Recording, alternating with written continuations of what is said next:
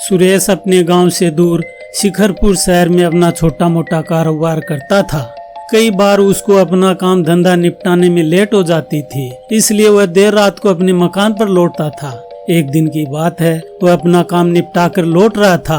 रात के करीब 12 बजे थे। सुरेश को अपने मकान पर लौटते वक्त एक रेलवे लाइन क्रॉस करनी पड़ती थी।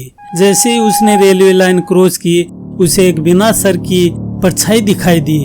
वह बहुत डर जाता है। वह जोर से चिल्लाने की कोशिश करता है, मगर उसके मुंह से आवाज नहीं निकलती है। उसका गला सूख जाता है, पैर थर थर कांप रहे थे। फिर उसने उस तरफ देखा जिधर वह सरकटी परछाई दिखाई दी थी, मगर वह गायब थी। सुरेश वहां से जल्दी जल्दी अपने मकान पर जाने की कोशिश करता है, मगर उसके पांव मुश्किल से उठ पा रहे थे। वह ज्यों ही थोड़ी दूर चला, उसको फिर वह सरकटी हुई परछाई दिखाई देती है। वह उसके साथ साथ चल रही थी और फिर वह गायब हो जाती है। सुरेश जैसे तैसे अपने मकान पर पहुंचता है। वह पसीने से लथपथ था। उसने पानी पिया और अपने बेड पर लेट गया, मगर उसको डर के मारे नींद नहीं आ रही थी। जब सुबह हुई तो उसने रात की पूरी कहानी अपने पड़ोसी को बताई और वह उस दिन काम पर भी नहीं गया। दिन भर अपने मकान पर ही रहा और जब रात हुई उसने खाना खाया और सो गया। आधी रात के वक्त उसकी आंखें खुलती हैं तो वह देखता है कि वही सरकटी परछाई उसके सामने खड़ी है और उसको अपने हाथों से कुछ इशारे कर रही है। वह चिल्लाकर अपने मकान से उठकर पड़ोसी के पास जाता है और उसे वो सब बताता है जो उसने देखा। पड़ोसी कहता है, सुरेश तुम घबराओ मत, मेरे पास सो जाओ। सुरेश वहीं सो जाता है। रात गुजर चुकी थी।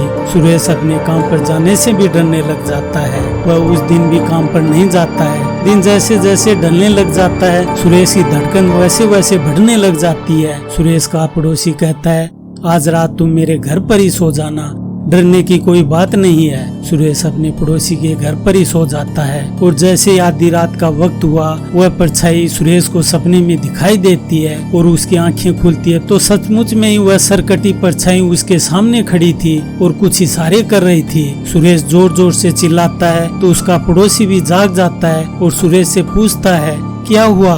सुरेश कहता है, वह परछाई देखो। उसका पड़ोसी कहता है, यहाँ तो कोई परछाई नहीं है, वह परछाई वहाँ से गायब हो चुकी थी।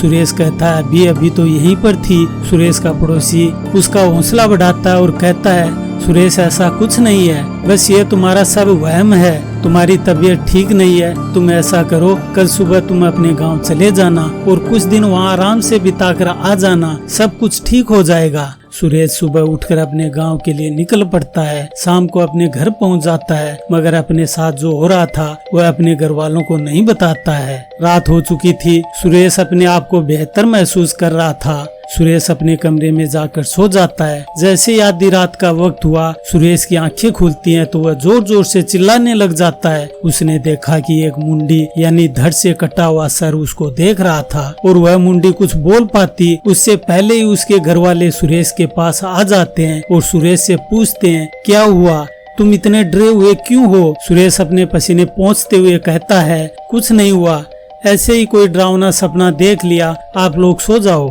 सभी घर वाले वापिस जाकर सो जाते हैं, मगर सुरेश सोता नहीं है। उसे डर तो लग रहा था, मगर हिम्मत करके बैठा बैठा सोच रहा था, ये हकीकत है या मेरा वहम है। वहाँ शहर में सरकटी परछाई मेरे पीछे पड़ी थी और यहाँ गांव आने के बाद यह धड़ कटा सर मेरे पीछे पड़ गया है। ये सब मेरे साथ क्या हो रहा है? ये माजरा क्या है? ये आधी आधी परछाई मेरे पीछे क्यों पड़ी है?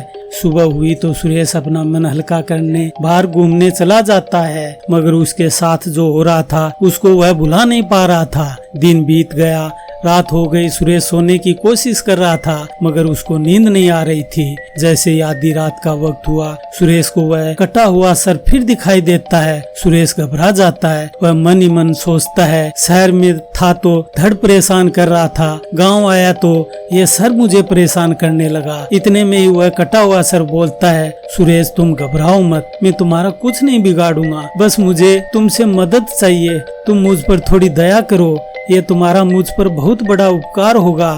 सुरेश को घबराहट तो हो रही थी, मगर कुछ कम, क्योंकि उस कटे हुए सर ने जो बोला उसमें उसकी करुणा झलक रही थी। सुरेश ने कहा, मैं तुम्हारी क्या मदद कर सकता हूँ? तो वह कहता है, मैं तुझे मेरे साथ जो हुआ वो बताता हूँ।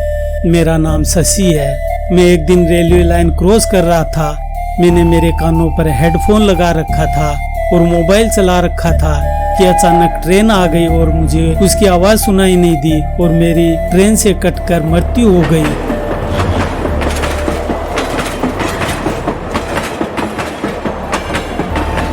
मेरा सर मेरे धड़ से अलग हो गया। धड़ तो घटना वाली जगह पर पड़ा रहा, मगर मेरा सर ट्रेन के इंजन में फंस गया और वहाँ से 250 किलोमीटर दूर यानी तुम्हारे गांव के पास आकर मेरा सर ट्रेन के इंजन से निकलकर एक गड्ढे में जा गिरा। जोरों की बारिश हो रही थी और मेरे कटे हुए सर पर पानी और मिट्टी गिर गई। मेरा सर अब भी उस गड्ढे में दबा हुआ है। मेरे मोबाइल और मेरी चीजों से मेरी शिनाख्त हो गई थी। मेरे घर वालों ने मेरे धड़ का तो अंतिम दाह संस्कार कर दिया, मगर मेरा सर का अभी भी दाह संस्कार नहीं हुआ। इसलिए मेरे अधूरे दाह संस्कार की वजह से मेरी आत्मा भटक रही है। मैं तुम्हें वह जगह बता दूंगा जहाँ मेरा सर दबा है। तुम उसको निकलवा कर मेरा पूर्ण संस्कार करवा दो ताकि मुझे मुक्ति मिल सके। फिर सुरेश कहता है, तुम्हारा धड़ उधर भटक रहा है और सर इधर, तो जब मैं शहर में था तब तुम मेरे मकान तक पहुँचे कैसे? तो शशि कहता है, तुझे बस धड़ दिखाई दे रहा था, मगर आत्मा से सर कैसे अलग हो सकता है? इतना कहकर शशि की आत्मा बिना सर कटी हुई सुरेश को दिखाई देती है। सुरेश शशि के घर वालों से मिलता है और सारी कहानी बताता है। शशि के सर का अंतिम दाह संस्कार कर दिया जाता है। सुरेश शिखरपुर शहर में काम पर लौट आता है, मगर रात होने के बाद कभी भी रेलवे लाइन क्रॉस नहीं करता है।